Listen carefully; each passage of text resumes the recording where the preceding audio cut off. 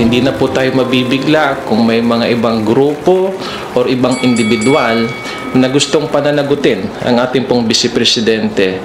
Kita mo yung term niya, pananagutin. Ano? Ano sasagutin niya?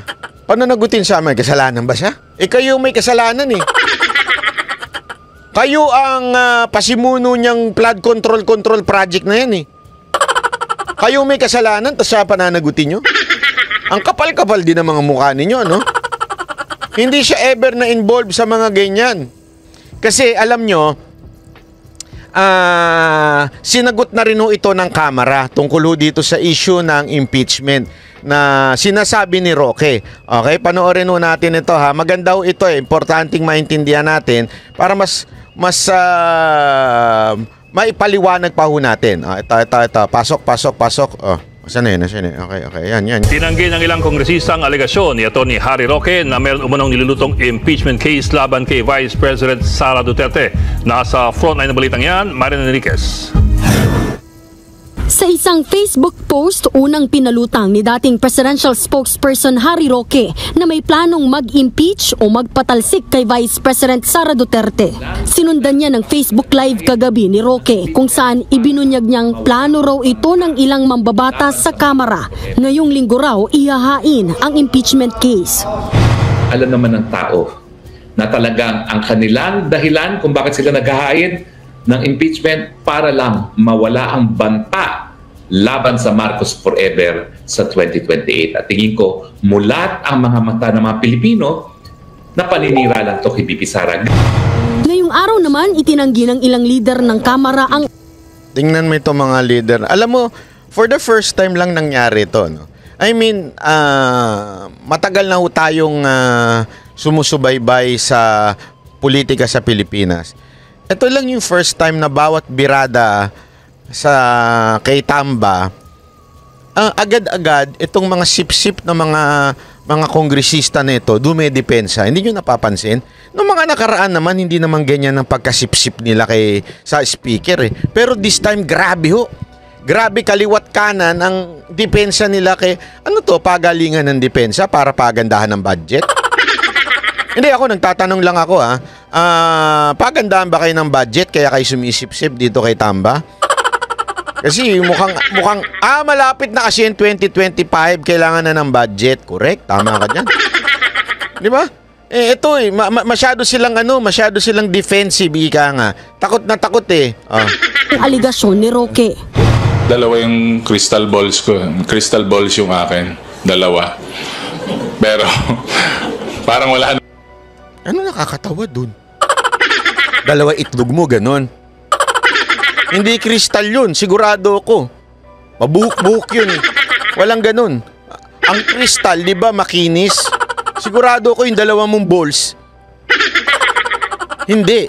Di umano. Allegedly. Hindi kasi, yun ang parang ang dating mo eh. Di ba? May dalawa ako, tawa ka pa, Kala mo, nakakatawa ka. Hindi. Sabi tuloy nito isa, balls reveal nga. Kita mo, ganyan ang congressman natin. Tama, mali? Yeah? Ganyan ang congressman natin. Harapan pa ng camera yan, ha? Naman po akong nakikita na ganon. Tinignan ko yung left, tinignan ko yung right, parang wala naman pa. Tingnan mo. Parang tinignan daw niya yung left, tinignan. Ang tanong, pantay ba?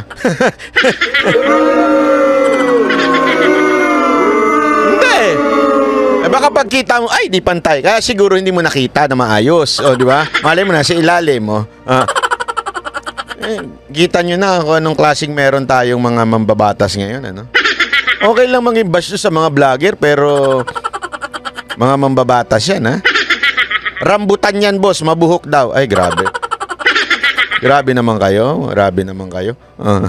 So we're sticking to the issues in the House of Representatives. So baka kailangan medyo madumi yung crystal ball, kailangan na linisan ng konti. Ayan yung crystal ball, madumi daw. Alam mo, I think what is Rocky's meaning ito yung English yung baduyo.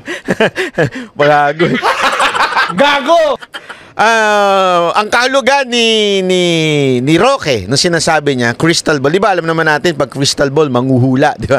So, parang sinasabi niya, yung kanyang matalinong hula, matalinong teorya, ay talagang magkakaroon ng impeachment dito kay BP Sara Duterte. Yun ang sinasabi niya. Di ba? Sinasabi naman nito, kulang ka lang sa linis yung crystal ball nito. Ako ito lang. Seryosoin natin. Kailan ba umamin ang Kamara sa mga galaw nila? Kung maaalala ninyo, paulit-ulit yan. Even sa mga kuditang nangyari sa Kamara, kuditang nangyari sa Senado, they will always deny it. Kung maaalala ninyo, nung si Subiri ay dati pang Senate President, di ba, merong alingas-ngas na papalitan siya. Ano sabi? Panay ang kanilang deny na merong pag-uusap na ganun. Tama, mali.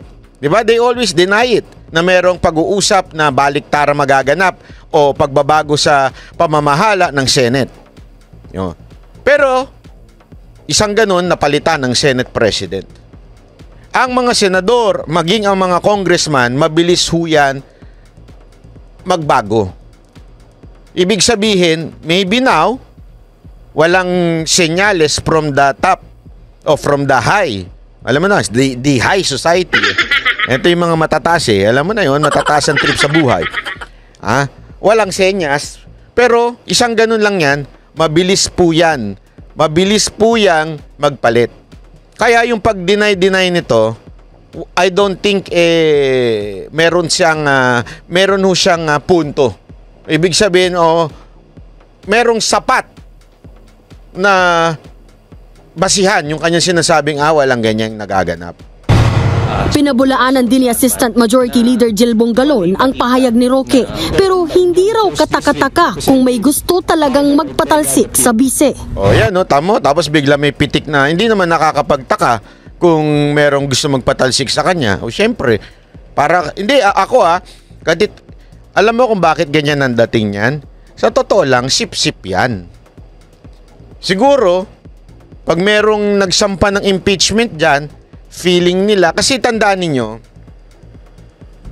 yung mga katulad ni Romualdez, mga Marcos, hindi matalino, hindi nag-iisip. Sa kanila, it's more on power trip. Anong ibig ko sabihin?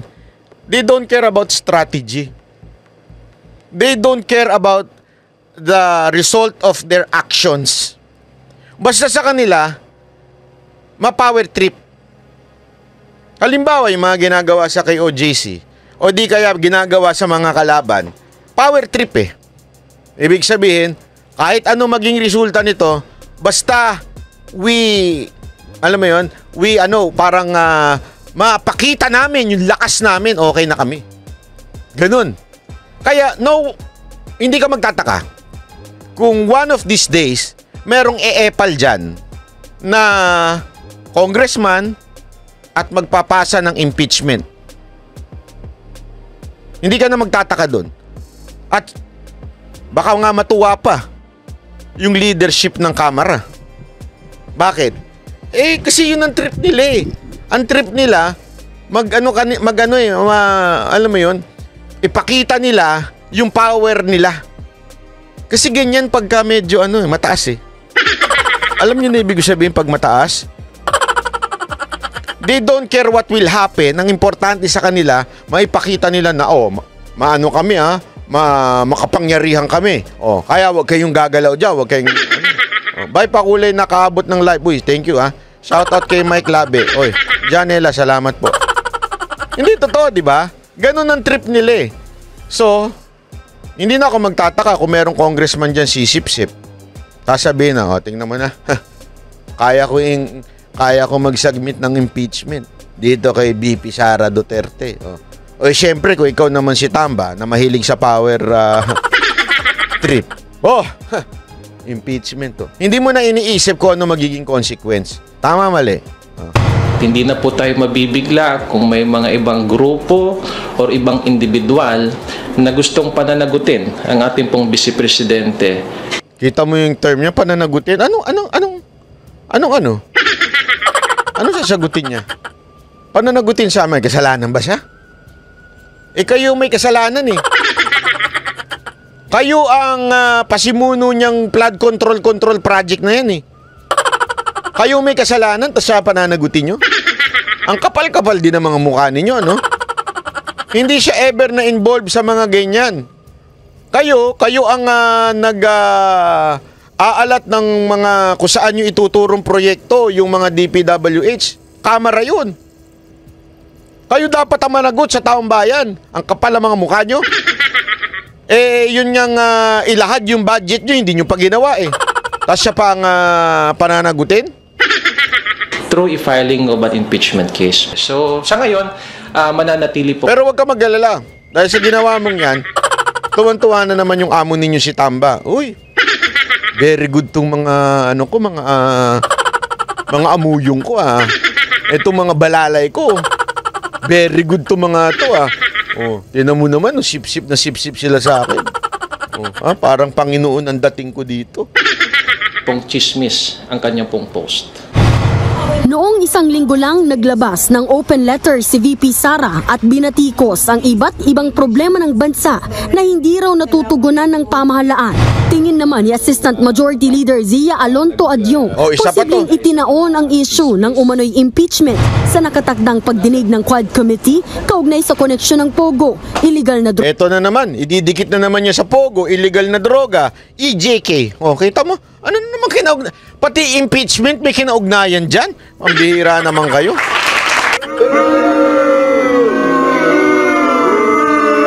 Talagang, hindi, eto ang layo na nung issue. Ang issue, impeachment ni BP Sara Duterte.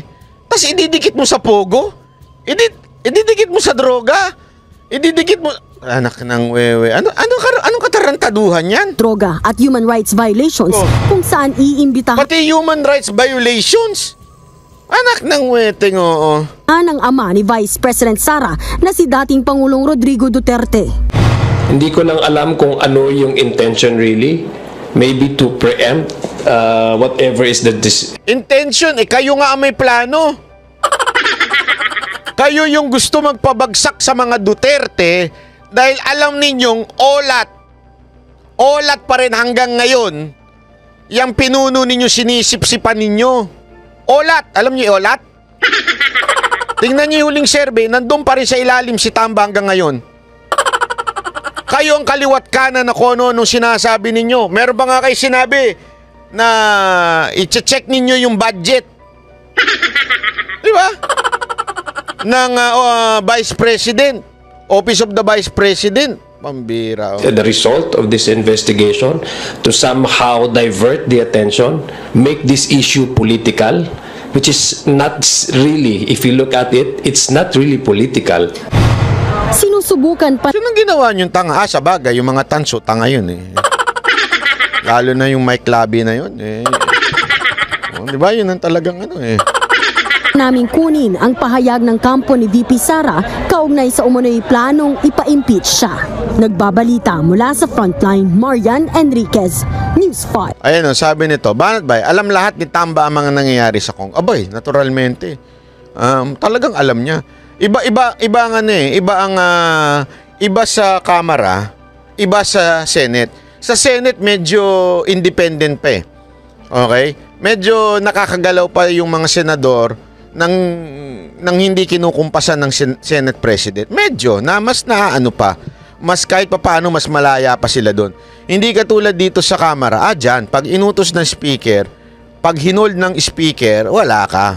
Yari ka talaga. Yari ka talaga. Wala kang wala kang masasabi diyan. Mga kapatid, ayan. Nako. Ito na nga ang matindi diyan. Sana crush ka kasi ni ano na naman 'yan. Iyan Nabi, alam nyo bang adopted ng PMA class 1991 si Tamba which General Mambir... Ay, grabe. Totoo ba yan? Alam mo naman. Alam mo, sa totoo lang, talagang dikit na dikit yan si Tamba at si Marbil. Maniwala kayo sa akin. May balita pa nga kami, May balita kami. Ewan ko kung totoo ito, Na si Marbil daw, may mga video na namimigay ng kung ano-ano, na ewan ko kung kung ako to be honest, ito ay balita pa lang, hindi pa to sigurado. Okay? Na balitang tatakbo daw na senador si Marbil pagka-retire niya. Kaya medyo mahilig sa camera. Siguro akala niya porket mananalo siya. Hindi niya alam sa kangkungan siya pupulutin. Akala niya kasi. Ewan natin, tingnan natin. Ganyan yan eh. Kasi tandaan ninyo, kahit noon pa lang sa HPG, bida-bida na ho yan si Marbil. Marami na ho naiinis dyan kay Marbil. Sa HPG pa lang siya, director pa lang. Bida-bida ho kasi yan eh. Hanggang ngayon, bida-bida pa rin. Kaya talagang, alam mo yun, medyo maraming naiinis dyan. Sa totoo lang. Akala naman niya, may pag-asa siyang manalo. Diba? Panalo niya, magdaya, hindi naman ako sure dyan sa ganyang klaseng statement. Ayoko naman sabihin kagad naman dadaya siya. Hindi naman tayo pasigurado. Pero, kung taong bayan lang, hindi mananalo yan. Sigurado ako, hindi mananalo. Imposibleng manalo yung mga ganyang klaseng tao. Wala. Dami niyang interview ni Marbil. Oo nga eh. Ito, sandali. Pakita natin to. Wait lang.